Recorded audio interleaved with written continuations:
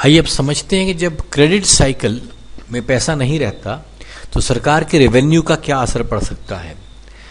देखिए इस स्लाइड में एक तरफ आपका फिजिकल डेफिसिट है और दूसरी तरफ अनएम्प्लॉयमेंट और सोशल सिक्योरिटीज का ब्लॉक बना है और उसको सीधा अनकॉम्पिटिटिव या लोकल इंडस्ट्री या लोकल ट्रेड से ये दोनों चीज़ें पैदा होती हैं, अनएम्प्लॉयमेंट और सोशल इनसिक्योरिटी।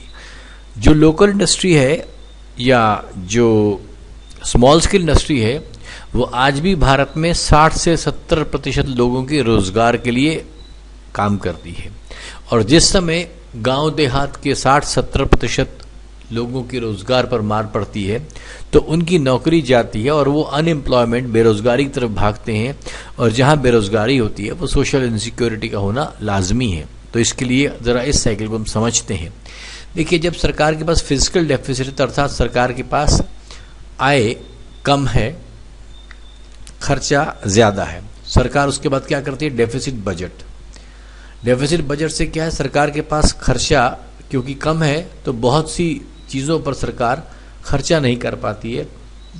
इस अर्थ क्रांति के सबसे पहले अगर आप वीडियो को ध्यान में रखें, सबसे पहले के फिगर को ध्यान में रखें तो वहाँ पर सबसे पहले आया था कि जब हमारे पास ऊपर की टैंक में पानी ही नहीं था तो नीचे जहाँ पर इंफ्रास्ट्रक्चर के लिए या कॉमन आदमी के लिए सड़क की सुरक्षा चाहिए थी, बिजली चाहिए, पानी चाहिए, उसके तक पैसा नहीं बचता था। सरकार सबसे पहले उसको रोकती है और जैसे ही बजट डेफिसिट होता है, इन्फ्लेशन माने महंगाई बढ़ती है, महंगाई बढ़ते ही हार्ड क्रेडिट पॉलिसी आती सरकार की। मतलब अब सरकार उस पैसे को उद्योग के लिए देने के लिए तकलीफ में है, सरकार के पास पैसा नहीं है उद्योग को देने के लिए।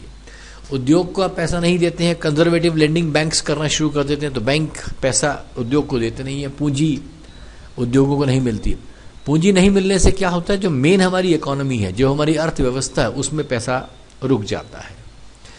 और अगर हमारी अर्थव्यवस्था में पैसा, उद्योगों में पैसा, बाजार में पैसा रुक जाता है तो सीधा फर्क उस पर पड़ता है कि जीडीपी या सकल घरेलू उत्पाद ये कम हो जाता है।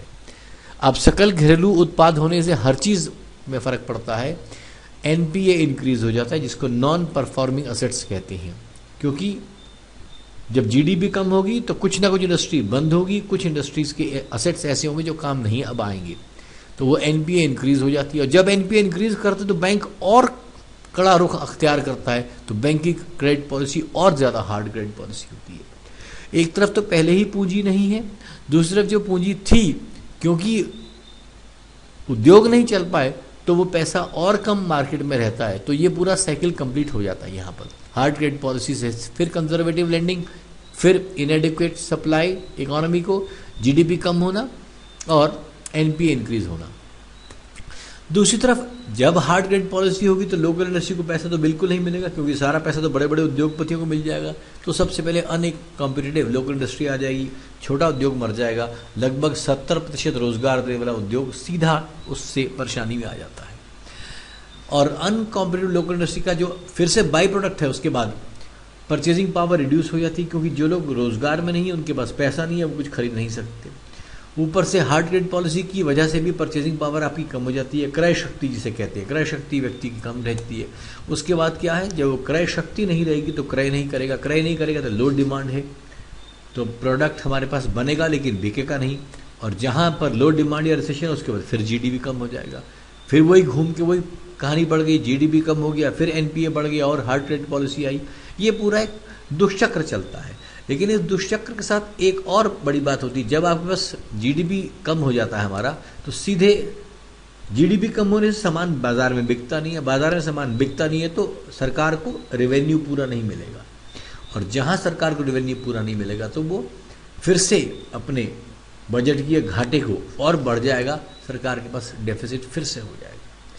इस पूरी स्लाइड से आप इस बात को समझ सकते हैं कि एक बार जब पैसा सरकार के खाते में कम हो गया सरकार उस पैसे को रोकना चाहती है, उद्योग को नहीं देती, और उद्योग को नहीं दिया तो पैसा उद्योग से ही पैदा होना है, रोजगार उद्योग से ही पैदा होना है, चाहे छोटा उद्योग हो चाहे बड़ा उद्योग हो। इसमें भी महत्वपूर्ण बात है छोटे छोटे उद्योग। अब वो छोटे उद्योग बंद करते हैं तो फिर घूम पर के वही बात आती, जीडीपी कम हो गया और फिर राजकोषीय घाटा बढ़ता गया। ये पूरा साइकिल चलता रहता है। तो महत्वपूर्ण बात है किसी भी तरह इस फिजिकल डेफिसिट को अटैक किया जाए, इसको कम किया जाए, यही सबसे बड़ी आवश्यकता है।